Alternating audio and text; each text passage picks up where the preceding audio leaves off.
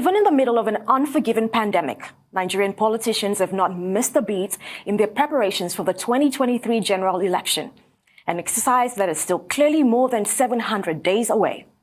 However, there seems to be an emerging public view that in the shortness or length of that time, what should occupy the minds of all is a good governance and inspiring leadership over unconscionable brand of politics that has been the hallmark of Nigeria's latest democratic experience.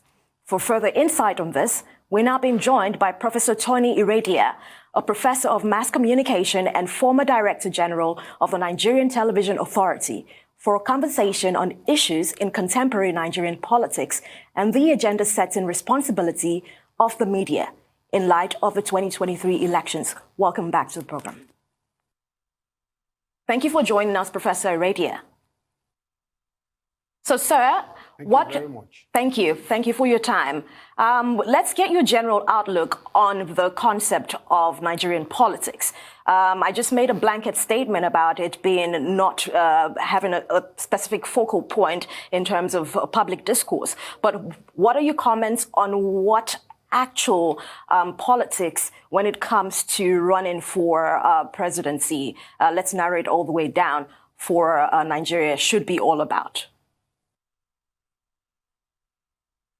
Well, thank you very much. I think you got the point when you talked about how politics is going on in Nigeria.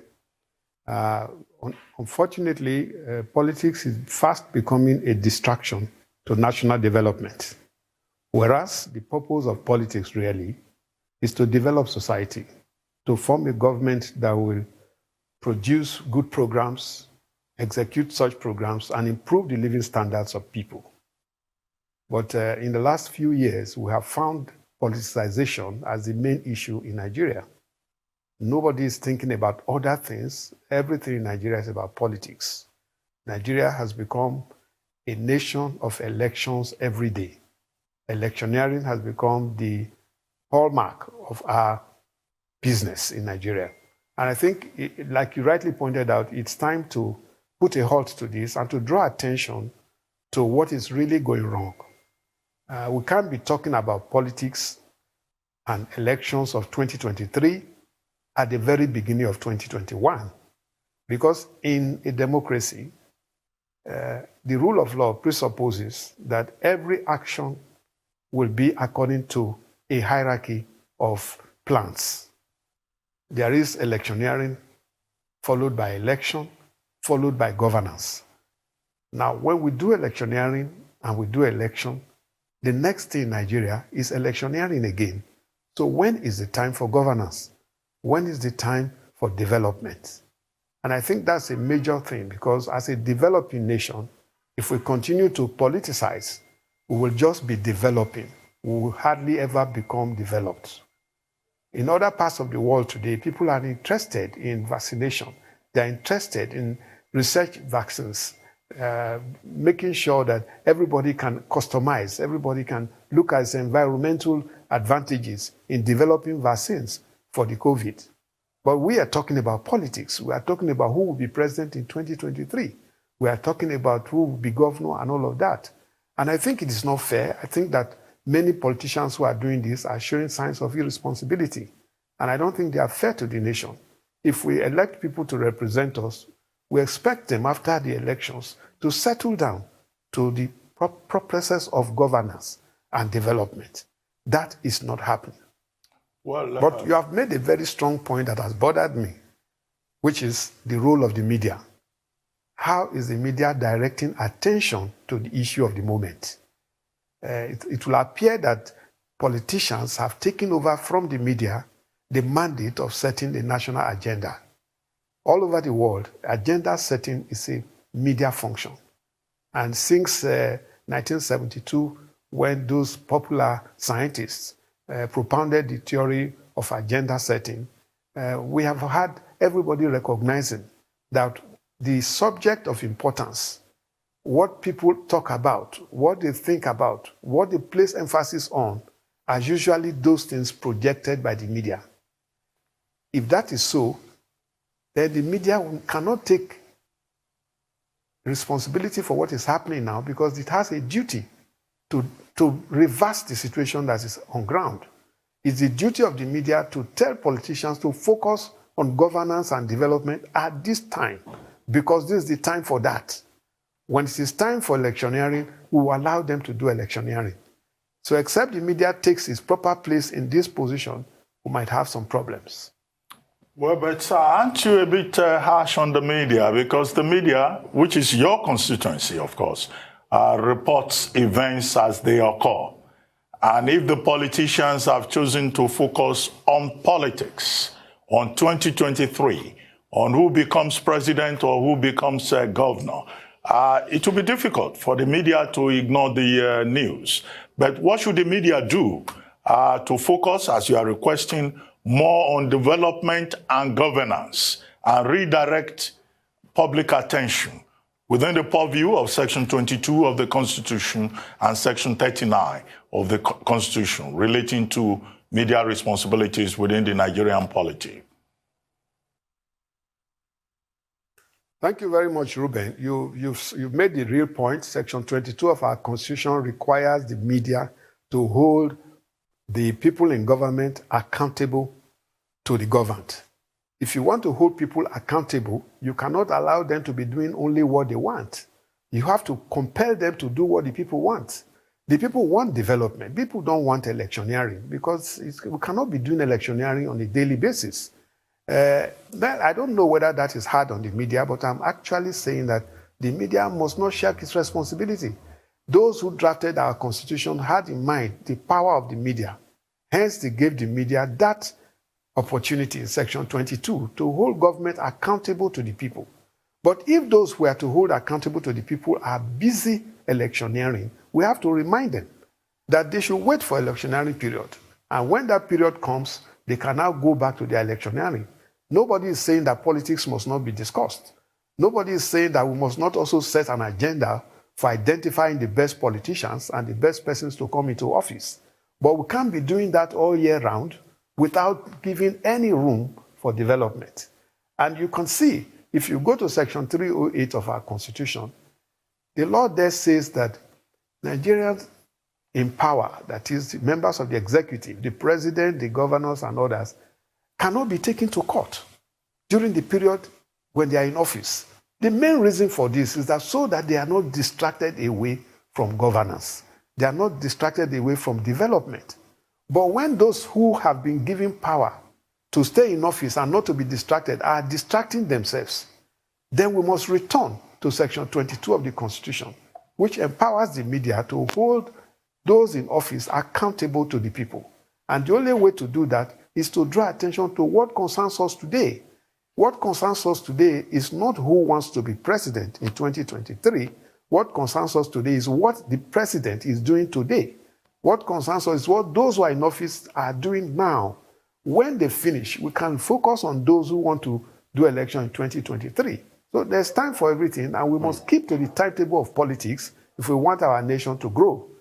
Now, the blame is not on the media in terms of what the politicians are doing.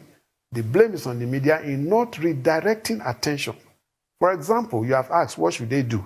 If I were a reporter, I will go to an assignment point where people are doing politics, where a man is telling us that another person is going to be president in 2023, and I will ask him, thank you very much for this, but what are you doing now?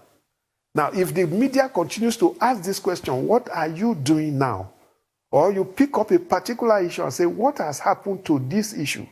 Then the people will be reminded and say, why we like to speak politics? What the people want to hear is what we are doing now for their own benefits. And as you know, Ruben, politics is not for anybody's benefits. Okay, sir. Thank you so much, and it's a pleasure talking to you, Prof. Real quickly, I want to talk about the handicap in media and all of this. The handicap of regulatory bodies. If the media presses further on those things, sometimes there are sanctions by regulatory bodies. The case in point was the NSAS, that the media covered, and the sanctions that followed. And I'm asking you this question because you were on the edge. You were sort of like doing the balancing act. You were DG of the NTA. So in this same world where we want the media to be fair, to be objective, to put the agenda on the table, let's not forget there's a regulation too there. So how do you balance it out? No, I think I think we shouldn't mix this up. The regulation does not stop the media from holding government accountable to the people. What the regulation is saying is that in the process of doing your job, you should not defame people.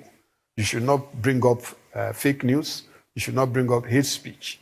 All right? And when it comes to the ideals of those regulatory issues, I don't have a problem.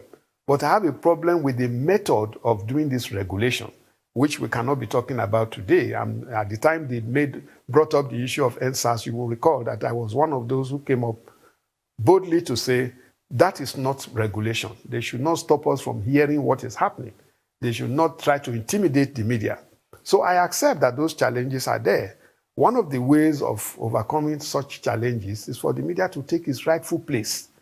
If there is intimidation, or if there is timidity on the part of the media, if the media itself is capable of standing firmly on its ground to do its job, which is given to it by the Constitution, then people will write rough over them and begin to tell you, you can't do this, you can't do that. But if the media is playing the role of the master, which is what the Constitution has given to it, if the media is drawing attention to a man who is going to the right-hand side, say, no, at this point you are supposed to be going left. What are you doing on the right? The man will recognize that, yes, somebody is drawing his attention to the reality of the situation. So its further journey to the right will be halted. I think the media must do that, and that's what they do everywhere. That is why people say the media is powerful. If the media becomes powerless, then it must be only in Nigeria. We cannot be powerless. We have to take our position and insist that what we want politicians to be doing now is what they should be doing. Professor We have many Iredia. projects. We have the railway. We have I'm listening. Yeah, Prof Iredia, it's going to be very brief, please. Just on the topic of accountability and the power of the media, there are only almost limited powers. So it's one thing to be able to draw attention. It's another thing for someone to, in fact, use that information. I believe that the media has been doing that quite well. I could be biased, but is this a situation of pouring water in a basket here, where you are pointing out the situation, but there is no one to effect that? And we will take a break and come back to this, please.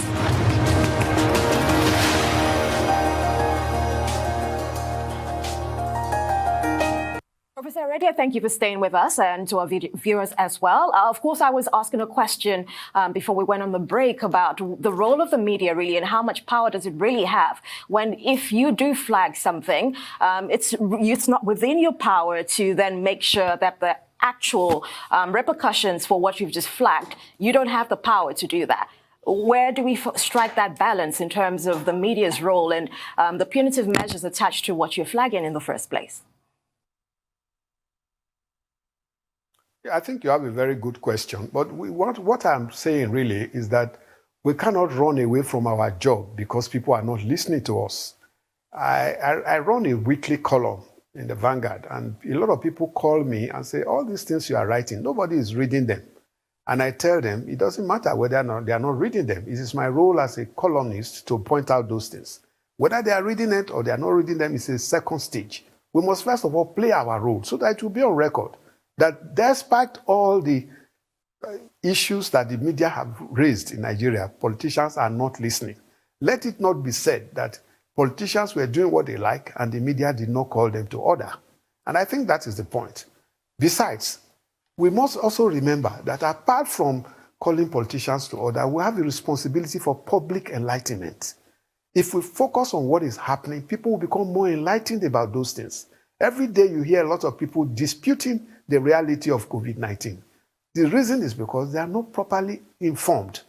A lot of people have not even heard some of the things we say, and that's why sometimes I'm amused when government is giving directives and issuing threats when the people have not even understood the directives you have given. If you don't go and register for need, it will be cancelled at so date. That date would have passed before some people will hear that such a thing was ever said. And that's a challenge to the media. So what do? You follow the theory of force multiplication, which presupposes that when you say something, you say it and say it again, and over again until it sticks. That is what we mean by the principle of force multiplication. The more you say something, the more people hear.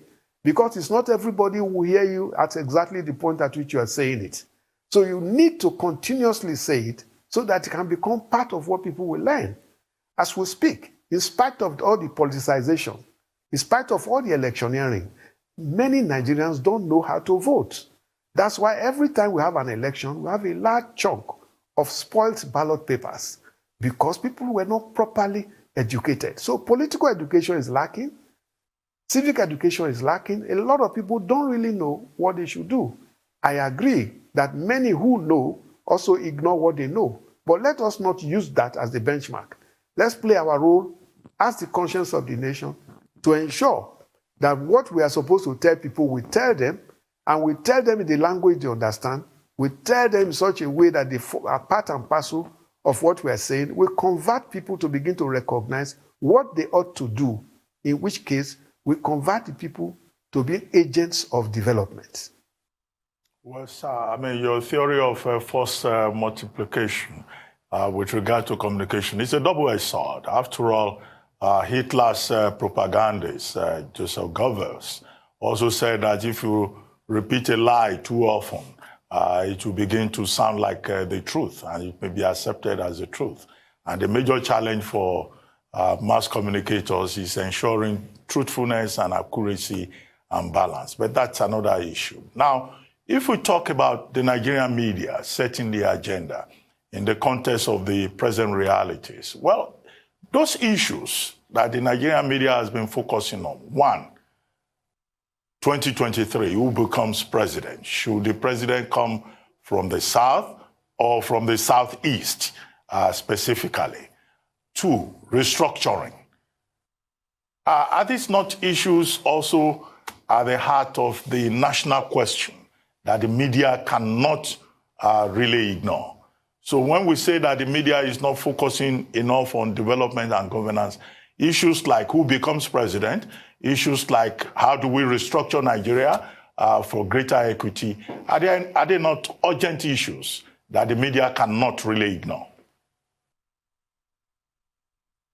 Ruben, they are, and no one is saying that the media should ignore those issues because restructuring is a basis for development. Those type of issues will help the country to grow. What we're saying is that the media should not allow politicians to lead them to be saying the things that are not immediately important. Let us focus on what the nation needs. And if politicians are going the other way around, let's draw them back to the line to say, no, what you are saying now is good, but there's time for it. When we get there, we shall say that. As of today, that is not what is before us. Now, like I said, the Section 308 of the Constitution says that we should not distract governors. And so we cannot take them to court even when they do anything because we don't want them to spend their time in office going to court. But is it proper that the same governors are distracting themselves? As we speak today, many of the people who are talking about 2023 are governors. Some of them are even first-time governors. So you'll be wondering, what do they want? Why did they want to become governor? Is it so that to get there and then contest the post of president? If not, now that you are governor, what have you done for your people? So I am saying, let us continue to draw their attention to what ought to be. Now, talking about the issues you have raised, Ruben, they are very good issues. When there's time for them, we make them the issue of the moment. When it's not time for them, we don't allow it to overwhelm the issue of the moment. And I think that point ought to be understood. In the area of double-edged sword in the theory of force multiplication, which you referred to, I agree with you. But the difference is that nobody is asking the media to tell lies repeatedly. What I'm actually saying is that the media should tell the truth repeatedly, because what the media says is supposed to be truth. The priority of the media and the main ethical value of the media is the sanctity of truth. So if the media is saying something, it presupposes that what it is saying is true. And if what it is saying is true, is really true, then if it is repeated, it's in the best interest of society. And I think that media must not fire away. You know, sometimes when I make comments like this in lectures and in public places, people draw my attention to the challenges of the media. I'm not unaware of them. I know that the media, in most cases, are not properly well remunerated. I know that a lot of media people work for several hours without stop. They don't even enjoy any holiday or off duty. I also know that facilities are obsolete. Because I went through all of this, I have seen some of these things. But if you use that as a basis for checking your responsibility, nobody is going to listen to excuses. They are going to say, what much did the media do? Let it be on record that despite the challenges of the Nigerian media, they stood firmly to ensure that Nigeria progresses. How did we get to where we are now? We had forerunners in the media who fought for the independence of this country. Some of them were imprisoned. Some of them were actually even killed. But they stood their grounds against the whites. And that's why the media became very popular and everybody started believing in them. The Awolowos, the Azikiwes, who started Nigerian politics, believed that the best way to propagate politics is through the media. That tells you the enormous influence of the media, and it should be used for positive things, not for negative things. It should be used to ensure that people are not distracted. And I think that is the point. Okay, Prof, but a lot of people too will argue with you that those people you mentioned too use media to, advance their own causes too. And that was what further led to the breakdown. And we saw the riots in the 60s that led to the military planting that coup and taking over. So it was still the same media they used and their various media outlets. And that comes to the question I want to raise now about the balancing act of principle. All of these things you said, Prof, are principles. But you also forget the role of principal, the proprietorship of these media outlets. People with political affiliations and the like. So how do you balance this tough rope of principle and principal? Thank you very much, Rufai. What I want everybody to understand about the issue you have raised now is that we've all been getting it wrong. The reason the principals are very prominent in the media is because what makes a journalist is not clear. We have not had sufficient body of knowledge in media work to ensure that the values of the media are inculcated in everybody. Now, let me give you a simple example. You have a rich man who has two institutions. One, a medical institution, hospital or whatever. Another one, a newspaper or a television station. Now, the question, this same principal owns all these things. Whereas he cannot dictate to the medical doctor as to how to treat patients, he can dictate to journalists as to how to treat the news. Now, what do you think is responsible? What is responsible is that the media have not held their own firmly. If you hold your own firmly, you will find out that principals cannot push journalists here and there. If you remove a medical doctor from office, the next medical doctor will follow the same processes and principles that his predecessor was removed for. If you remove a journalist from an office, the next journalist will begin to do the direct opposite of what the principles are, just to please the principal. And at the end of the day, we start to blame the principal. It's not only the principal we should blame. We should also blame those journalists who cannot stand on their own. There are some newspaper houses, there are some media houses, like television houses, that cannot even ask some of the questions you are asking now. They see a politician, they ask him, please, sir, would you like to comment on this? When you ask a man, would you like to comment on this? He's going to say whatever he likes. But if you take him to task, why did you do this, sir? And of what benefit is this to society? What led you into thinking that this is what we all want? He's not going to say the same thing as when you say, can you comment?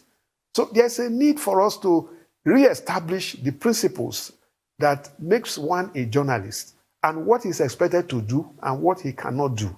If we can keep to those principles, we'll begin to find out that we ourselves will be operating the same way that the solid professions are also operating. So let us not use the failings in the media to justify our inability to take our rightful position in society. Prof Iredia, we had a very interesting conversation yesterday regarding, and I think Rufai brought this up, about some people are actually above the law in this country, and we are all aware of that. Now, when we're talking about the relationship between the media and good governance, we were discussing a topic that we pretty much put out there, and we were having a nice conversation about it. But what really stuck out is that we were just having a conversation. That conversation could possibly happen 10 more times after this, which means that sometimes the media becomes a broken record of some sort when there is actually no recourse or no, I keep using punitive measures attached to the conversation that you're having. It's not so topical anymore. I want us to pretty much address this without equivocating. What role does good governance itself, how does it begin to interact with the work that the media is doing? Because there must be some sort of ceiling to it. What would you like to say about that, sir, please? Well, again, you are raising the issue of whether or not the media should become exhausted because people are not listening to what it is saying. And I'm saying that that's not what you should do. You should not get discouraged simply because you appear to be engaged in the communication of the deaf. Don't forget that some of the people who are not listening to you are actually hearing you. But because it's not in their interest, they do what they want to do. And they give you the impression that they are not hearing you. And that's why I was talking about the principle of force multiplication. You must continue to say and say it in such a way that it becomes so loud that there will be other people who will help you to ask some people sometimes, do you listen to the media at all? Do you hear what people are saying about such and such? That's one. Two, don't ever miss the point that media is wasting its time. There are many achievements in this country that happened because of the media. Nowadays, when you draw attention to what is wrong, you find it's corrected. When you go and cover a story about a school in a village... Sorry to interrupt you. Sorry to interrupt you. We need to take a quick commercial break. When we return, the conversation will continue. Please stay with us. We'll be right back.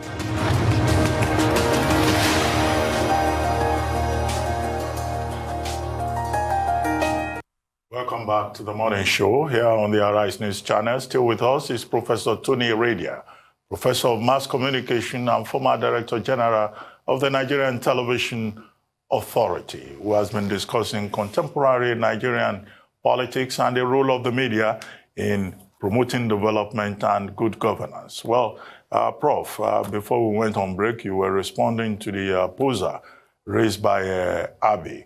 I'd like you to complete your thoughts in that regard, but then I'd like to draw your attention to something you raised earlier on, that comparison between journalists and doctors. Well, I'm not too sure whether that is the right kind of comparison, considering the fact that ownership is an all-important factor in media practice, not just in Nigeria, but everywhere. As we say, and you know that too well, he who pays the piper dictates the tune. A man sets up a media organ, he has his own agenda. If he's a politician, he wants to use it to play politics, or he wants to use it to get influence. So how do we strengthen the journalist as a professional so that it can be independent, even in the face of overwhelming, intimidating ownership choices, which really we cannot just wish away? Over to you, sir. Well, Ruben, you know that as somebody who worked in a government establishment, I would probably have gone through ownership problems more than yourself. So I know what you're talking about. I also believe that ownership problem is one of the challenges of the media. Just like I said earlier, there are many challenges. And I think that a successful practitioner is not supposed to be talking about challenges, but how to overcome such challenges. A good example is what happened a while ago. While I was still responding to Abby's issue, you cut me off and took an advert. That advert is important for the principal, because without him, or without that advert, you may not have sufficient resources to continue to function. So the principal is not going to take lightly if you didn't take an advert. And I think that that is the boundary. That is what the principal will really be so angry about. But the principal will not be as angry if what you did was to speak the truth, especially when that truth is clear. So we must know at what point to obey the principal doggedly, and at what point to draw the principal's own idea too to the issue of the credibility of the medium. Because if you begin to say just what is the proprietor wants you to say, you become so weak that the public won't even watch you, they will tune off, and no adverts will come anymore, and you might not even have opportunity to stop anybody who is talking so that you can take an advert. I think we have to recognize that some of these things are dependent on how strong the professional is. And you're talking about what do you do about the media? I'm saying let the media become professionals. Luckily, the National Universities Commission has just approved that the mass communication be unbundled. So we can now have BSc broadcasting, BSc journalism, BSc public relations, and so on and so forth. So that from the very beginning, these people will be trained professionally into recognizing what the area they have chosen stands for. And once they can do that, they will probably be better. As it is now, we have too many generalists who are in the media and who are just there for livelihood, and therefore who think that livelihood is a priority over professionalism. And I don't think that should be so. So I think that we need to also draw a balance between some of these things which you have talked about. But going back to the first issue raised before I stopped, I am saying that we have what you call news for action. You put up a news item for the purposes of ensuring that some action is taken. So you go to a school where the pupils are sitting on the floor. You take a picture of that school, you run a story on it. Believe you me, within the next 48 hours, you will see that those who ought to have built a school there will come in and begin to say one thing or the other. Even if they are playing politics, even if they are trying to distract us, they will have been sort of instigated into action. And that's what I think the media should be doing in a developing society. Otherwise, we won't develop. We can't compare the media here with the media elsewhere. We have a duty to do development communication.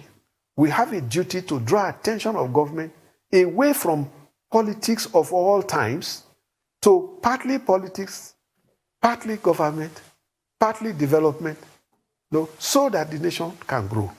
I think that that is the point that we need to note. Media for action, media for development, vis-a-vis at expense of your life. We have seen how far a lot of investigative journalists have lost their lives. We have seen what they have gone through, the treacherous situation with little or no welfare package for them. We have seen journalists being shot in broad daylight for running a story. We have seen journalists being incarcerated in this country for running a story. We have seen the word fake news now being used as a tool in the mouth of politicians. Once a story doesn't favor them, they are quick to flag it as fake news. Amidst all of this, where is the leverage for a journalist? Rufai, I very much sympathize with you and all our colleagues and fellows who go through all the rigors that you have just painted vividly, that are the dangers and the challenges of our profession. Sometimes people will tell you, you know the challenges of a profession where you entered into it, and so you don't get in there to begin to complain that there are challenges because nobody closed your eyes to go into it. There's also heroism in media work. So if you really look at only those negatives, you might be getting it wrong. You have to also realize that a lot of people who have done the right thing have become famous, become heroic, have become recognized, become popular. There are people who watch you today because there's a man there called Reuben Abati. If he was a timid journalist, nobody will watch him. So there are things we gain too by doing the right thing. And so the journalists should not be discouraged from doing what is right. I don't think that it's enough to just say because there are challenges, we will now run away. We can't run away. In fact, the more we do our jobs better, the more people recognize that they have to give us the time to do our job. Take the case of fake news that you have said. If you want the politicians to stop talking about fake news, use the principle of false multiplication to echo their own fake news. When somebody comes up and tells us something and is denying it, let's repeat what he first said several times. So people will learn to know that you can't be saying something and come to deny it. But if he denies it and we help him propagate his denial without drawing attention to the fact that he first of all said it, without drawing attention to the fact that this denial is an afterthought, we begin to encourage such person to continue to deny. So what I'm talking about is courage in journalism, ability to do your job well. I'm talking about knowledge in journalism, ability to ensure that whatever you put out is the correct thing, ability to allow people to respect you, to believe that, oh, if something was said on Arise TV, it must be true. And all of this cannot happen if you are into, timidity, or you are yourself giving yourself the problem. So I think that it is important that we should follow the right side of the game and know what we are laboring for, know what we are suffering for, know what we are risking our lives for. If we risk our lives for nothing, then we'll end up as nothing. We must risk our lives to make sure that the right thing is done, to make sure that there's development. Professor Iredia, I'm glad that you spoke about the educational system earlier, which I believe is one of the real foundational issues within, let's pretty much segment the media. Let's just talk about the media in itself. There's a lot of brown envelope journalism that actually happens in Nigeria, which is probably cultural, as many people who have worked in different climes would probably want to say comparatively. Let's talk about the foundational aspect of the industry itself, because that's really where those values are inculcated, right?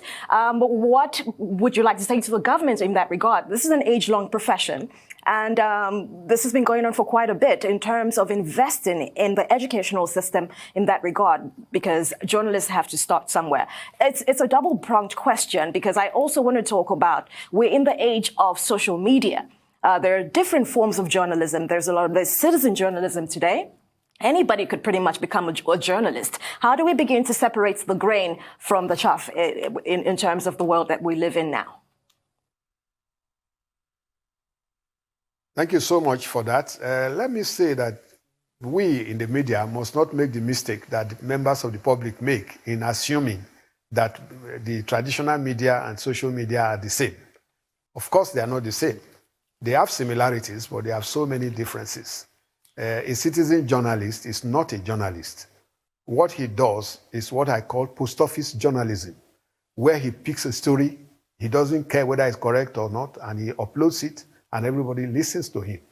But a journalist has a duty to give treatment to story.